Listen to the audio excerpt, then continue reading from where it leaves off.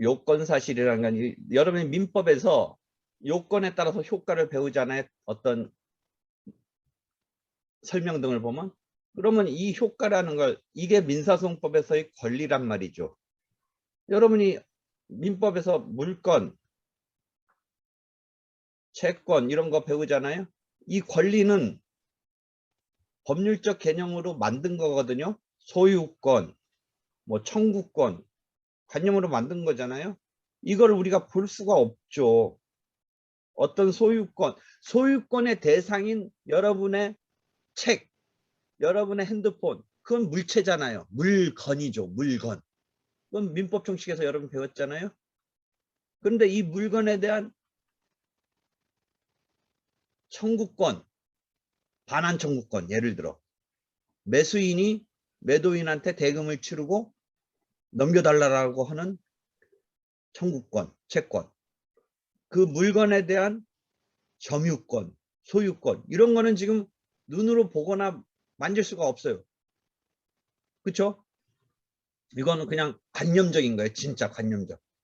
그러면 그 물권, 채권이라는 권리가 관념적으로 만들어진 개념이고 우리가 눈으로 보거나 만질 수 없기 때문에 판단자인 재판은, 법관은, 재판은 이 권리를 주장하는 자한테 너한테 있다라고 해주려면 이 물권, 채권 자체는 관념적이니까 뭐 보면서 어떻게 한다라는 개념은 성립할 수가 없어요. 그렇기 때문에 요건이라는 것을 전제해서 충족되고 있다면 이런 권리가 발생하고 또는 권리가 소멸하고 하는 것을 요건을 통해서 효과로서 우리가 얘기해 주는 거예요.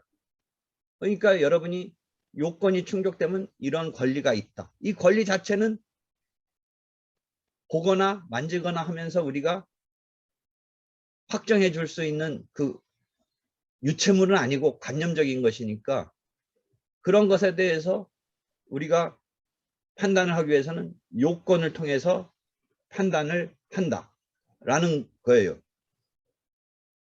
그래서 이 요건을 전제로 해서 민법 몇 조, 상법 몇 조를 통해서 이 권리가 반대의 국면에서 보면 의무가 이렇게 해서 이걸 소전제로 해서 요건을 정확히 말하면 이제 우리 소송법에서는 요건사실이라고 해요. 여러분이 민법에서 배운 요건을 꼭 똑같은 개념은 아니지만 이름, 그다음에 민법 몇 조, 예를 들어 소비대차에 관해서는 598조를 대전제로 해서 그럼 뭐예요? 소비대차, 돈을 빌렸으면 대차, 돈을 빌렸다는 사실 요건을 확정을 해요.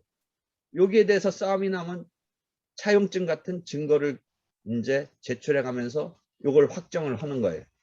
그럼 돈을 빌렸으면 빌렸다는 것은 요건으로 해서 민법 598조 이하를 보면 갚아야 된다.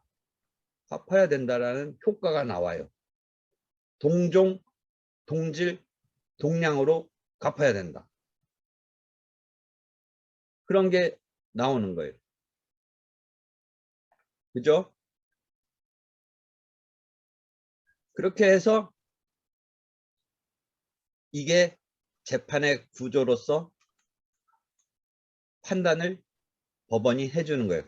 그래서 요건을 소전제로, 요건 사실을 소전제로, 이러한 법규를 대전제로. 그러니까 여러분이 실체법에서는 민법 등에서는 요건에 따른 효과 이런 거 드립다 공부하는 거 아니에요. 그걸 해가지고 이렇게 해서 당사자가 이 갚아야 된다라는 것을 판단받기 위해서는 빌려갔다라고 원고 채권자가 주장해서 민법에 보니까 그럼 갚아야 된다 라고 민법을 적용하는 건 법관이, 당사자는 사실을 주장하고, 그러니까 여러분이 법 격언 중에 너는 사실을 말해라, 당사자한테 너는 사실을 말해라, 판단은 우리가 한다, 이런 작동 원리가 있는 거예요. 그래서 이게 재판의 구조예요. 이 재판의 구조에 대해서 이해했어요? 키워드는 뭐예요? 권리 그 자체는 관념적이다. 권리 그 자체를 판단자가 판단함에 있어서는 소전제인 요건을 확정해서 대전제인 법규를 거기에 적용해서 해석 적용해서 그래서 권리 의무를 인정하게 되는 게 재판의 루트다. 요 그림을 잊어버리면 안 돼요. 재판의 민사소법에. 그럼 뭐 얘기하려고 했느냐. 이 요건 사실을 잘 체계적으로 하면 자동화시켜서 이 효과가 작출되게 되는 거예요. 여러분이 이제 요건 사실을 실무적으로 배우는데 나한테 배우는 게 아니라 어디선가 배우는데 요건 사실을 여러분이 순서도 알고리즘 뭐 이런 게 다 그래요. 이렇게 해서 돈을 빌렸다. 위에서부터 빌릴게요. 돈을 빌렸다. 라는 거가 시작한다면 yes, no 이렇게 갈 거 아니에요. 그죠? 그 순서도가. yes면 이제 갚아야 되는 거고 no면 여기서부터 아닌 거죠. 근데 갚아야 되는데 여기서 다시 뭐가 나오겠어요? 돌려줬다. 돌려줬느냐를 또 따져겠죠. 돌려줬느냐. 돌려주지 않았으면 갚아야 되죠. 원고 승소하겠죠. 돌려줬다라는 말이 맞다면 빌린 건 맞지만 갚았으니까 원고 패소겠죠. 채권자 패소겠죠. 이런 알고리즘이에요. 이 알고리즘을 즉 요건 사실 갖고 잘 짜면 이제 AI 재판도 가능하다. 실제 재판이라는 거는 특히 형사재판 같은 것은 형량이라는 게 있고 민사재판이라는 건 이런 게 있는데 그게 판단자의 판단이 있는 거고 또 사람마다 다 틀린 거기 때문에 AI 재판이 가능할 거냐에 대해서 뭐 어쩌고 저쩌고 그런데 또 한편 장래 그래서 없어질 직업 뭐 이런 거 얘기할 때 오히려 변호사도 법관도 랭킹에 있는 거 보면 또 가능도 하다라는 생각도 해볼 수가 있어요. 재판이 AI적으로 해서 사라질 직업 법관 뭐 이런 거.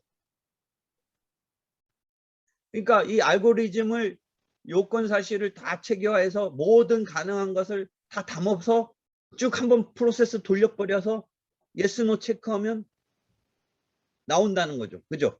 나오는 거죠. 그럼 알고리즘이라는 거죠. 어?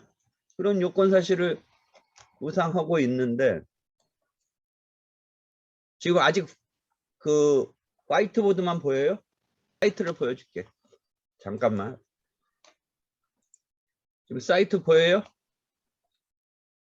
내가 관심사가 본인 소송하는 사람들 관심사예요. 여러분은 소송 안 해봤지 직접. 지금 이런 데 가서 상담하고 이렇게 하는 거야. 하여튼 여기 사이트를 이용하면 예를 들어 대법원 판결까지 다 올라와 있어. 언제야? 지금 9월 2일인데 8월 19일까지 내가 다 올려주고 있잖아. 다 내가 그냥 여러분이 판결 조금씩 보기 시작하는데 여러분 판결 요지만 보고 하는데 나는 이렇게 사안하고 원심부터 해서 다 파악이 되고 이런 과정을 다 해줘. 민사소송법에 관해서 이런 식으로 다 해주고 있는 거야. 소송법 말고 집행법. 여러분들 나중에 집행법도 배우는데 집행법에 관한 거. 즉 민사절차법이 다 여기에 자료가 모여 있어. 특히 일반 사람들도 관심 많은 파산. 파산 이런 거는 일반 사람도 관심 많은데 요새 여러분이 마을버스나 지하철 같은 데 보면 파산은 유독 광고가 많은 걸 볼 수 있을 거야.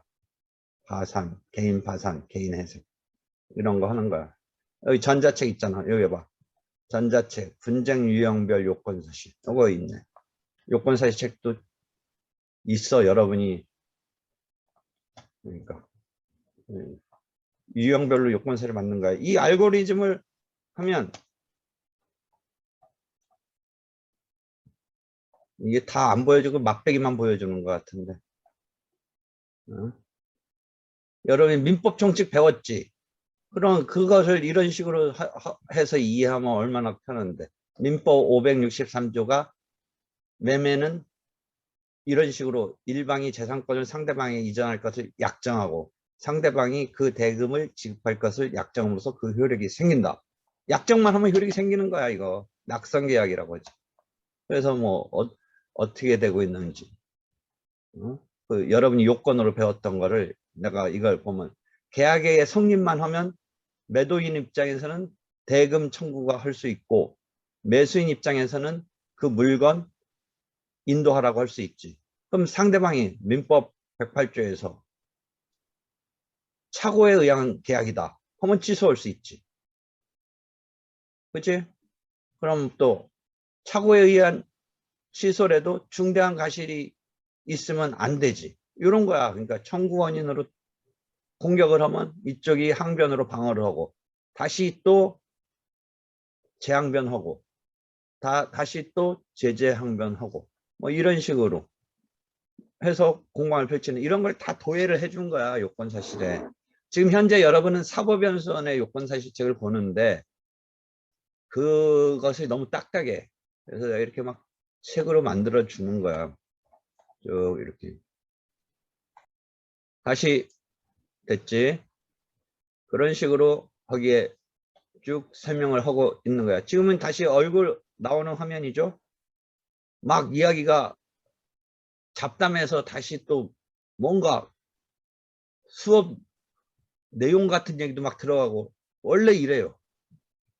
그냥 놔두면 내가 알아서 다시 잘 돌아와요. 뭐 얘기하다 이렇게 된 거예요. AI, 뭐 첨단 교육 방법, 뭐 이런 거 얘기하다가